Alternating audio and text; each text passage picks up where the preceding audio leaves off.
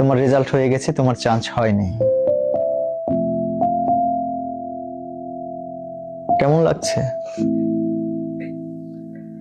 তোমার মার হাহাকারটা খেয়াল করো,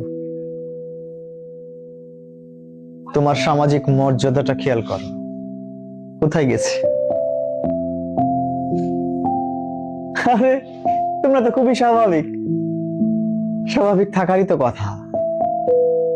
বাবা আমার ব্যাপারে কোনো ইমোশন আছে? থাকবে কেন? বাবা তো কখনো বুঝতেই দেয়নি, মা তো কখনো বুঝতেই দেয়নি যে তারা তাদের রক্তকে প্রতিনিয়ত পানি করে তোমার জন্য ইফোর্ট করছে, তোমার মুখের একটু হাসির দেখার জন্য, একটু খুশি দেখার জন্য রাত দিন পরিশ্রম করে যাচ্ছে, দিনের পর দিন নিজেকে যন্ত্রণা দিয়ে যাচ্ছে। বারবার রিকোয়েস্ট করেছে, মিনতি করেছে যে তোমার পড়া দরকার, তোমাকে সিরিয়াস হওয়া দরকার। আর তুমি, তোমার সেই সিরিয়াসনেস না থাকার কারণে আজকে তোমার চান্স হয়নি। কেমন লাগছে ওই বাবার কুঁচকে যাওয়া মুখ দেখে? কেমন লাগছে ওই মার দুমড়ে মুচড়ে যাওয়া দেখে? ভালো লাগছে? ভালো তো লাগার কথা। তোমরা তো খুব ইজি, অথচ এই বাবাদের, এই মাদের যদি একদিনের একটু অনুভূতি। গতকাল একজন গল্প করছিল যে একজনকে দেখে 3 তলাতে ইট উঠাচ্ছে একটা ভদ্রলোক, মাথার উপর একটার পর এক ইট নিচ্ছে, যতক্ষণ পর্যন্ত হাত দিয়ে শেষটা ধরা যায়, নিয়ে 3 তলাতে ও 1 ঘন্টা যাবত অপেক্ষা করছে এবং দেখছে এই লোকটা কিভাবে কাজ করে। অনেক কষ্ট করে নিয়ে একে একে এইভাবে উঠছে আবার নামছে নন স্টপ।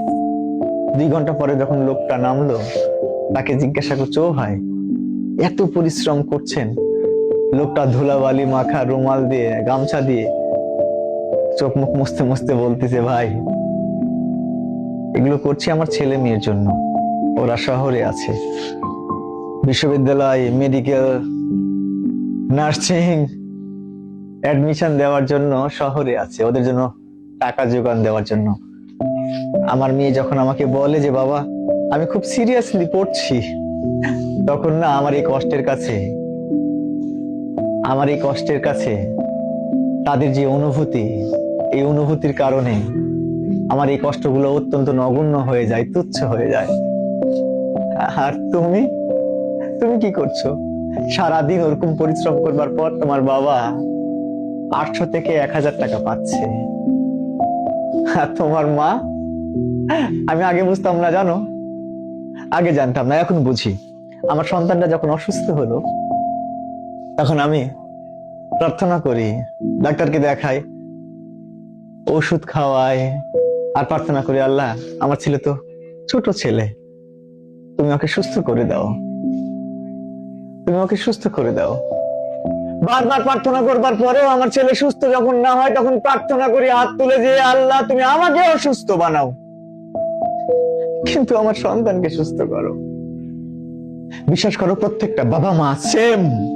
আমি আগে বুঝিনি, আমি যখন বাবা হয়েছি আমি তখন বুঝি যে সন্তানের জন্য মায়ের, বাবার কন্ট্রিবিউশনটা কি। আমি দেখেছি আমার বউকেও একই রকম ভাবে প্রার্থনা করতে।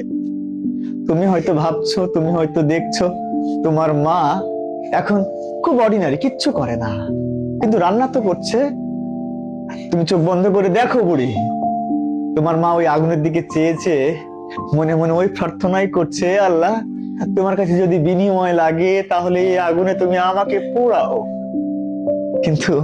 কিন্তু আমার সন্তানের তুমি ভালো করো, আমার সন্তান যেন খুশি থাকে, ভালো থাকে, যে কাজে তারা আছে সেই কাজের জন্য তারা যেন সফলতা পায়। আর তুমি কি করছো? তুমি এখানে এসে খুব খুবই আরামে আরামে দিন পার করছো তো। ও মেয়ে, তোমার কি বিবেক আছে? তোমার কি বিবেক আছে? তুমি কি একবারও তাদের এই কন্ট্রিবিউশনটাকে সামনে আনতে পেরেছো? কি বাবাকে ফোন দিতে চাইলা না? বাবার হার্ট অ্যাটাক করবে, ওই অনুভূতি তো আছে যে তোমার নিউজ, খারাপ নিউজ পেলে বাবা হার্ট অ্যাটাক করতে পারে। তাহলে কতটা যন্ত্রণা পেলে একটা মানুষ কলাপস করতে পারে, এই অনুভূতি আছে। কিন্তু নিজেকে সিরিয়াস করা যায় না যে 100% আমি আমাকে সম্পৃক্ত রাখলাম, এখন থেকে কোনোভাবেই এলোমেলো ভাবে সময় নষ্ট করব না। আমি নিজে বিশ্বাস করি, খুব করে বিশ্বাস করি, এখানে সবচেয়ে ভালো শিক্ষক দিলেও সব পেপারস গুলো একদম হুবহু কোশ্চিন এখান থেকে হবে, কোশ্চিন গুলো এই ব্যাপারগুলো ইনশিওর করলেও তুমি মেয়ে, তুমি যদি সিরিয়াস না হও তাহলে তোমার পক্ষে চান্স পাওয়া সম্ভব না। আরে আর এই পেপারস তো বাইবেল না, কোরআন না যে সব এখান থেকে সবকিছু হবে। তার মানে আরো অনেক কিছু জানতে হবে, পড়তে হবে। তুমি যদি সিরিয়াস না হও তাহলে পড়াশোনা কিভাবে হবে, কিভাবে সম্ভব? তুমি এখান থেকে বাসায় ফিরছো, বাসায় ফিরবার পরে দেখো রুমমেটরা সবাই মিলে মুভি দেখছে, তোমাকে আহ্বান করলো তুমি আসো মুভি দেখো। আরে তুমি তো সিরিয়াস না, তাই তুমি ওদের সাথে জয়েন করবা। আর যদি সিরিয়াস হতা তাহলে সুন্দর করে ইগনোর করে তুমি বারান্দায় গিয়ে পড়তে বসতে। বারান্দাতেও তারা ডিস্টার্ব করছে আর তুমি সিরিয়াস, তুমি মনে মনে ভাবছো আমি ছাদে গিয়ে পড়বো। ছাদেতেও মশা কিংবা ইনসাফিসিয়েন্ট লাইট, তোমার মনে হবে আমি বাথরুমে গিয়ে পড়বো, কারণ তুমি তো সিরিয়াস। এই সিরিয়াসনেসটাকে আছে নিজের মধ্যে, যদি না থেকে থাকে তাহলে মনে রেখো তোমার পক্ষে কোনো অ্যাঙ্গেলে কোনোভাবেই তো চান্স পাওয়া সম্ভব না। অথচ কি মনে করো খুব ডিফিকাল্ট? তোমাদেরই মেয়ে, আমাদের এই কোচিং এরই মেয়ে গত বছর বঙ্গবন্ধুতে 97 পেয়ে ফার্স্ট হয়েছে।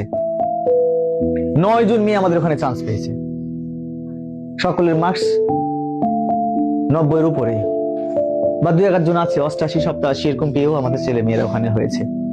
এত সহজ কোশ্চিন তোমাদের। ওরা বলে স্যার আসলে একটা ছেলে মেয়ে যদি একটু সিরিয়াস হয় তার পক্ষে এটা চান্স পাওয়া কোনোভাবেই কঠিন না। আর তোমরা তো এই জন্য একবার ফেল মারছো নিজের ব্যাপারে সিরিয়াস না থেকে। কি বুড়ি, সিরিয়াস হওয়া যায়? সিরিয়াস হওয়া উচিত। তুমি সিরিয়াস হতে চাও?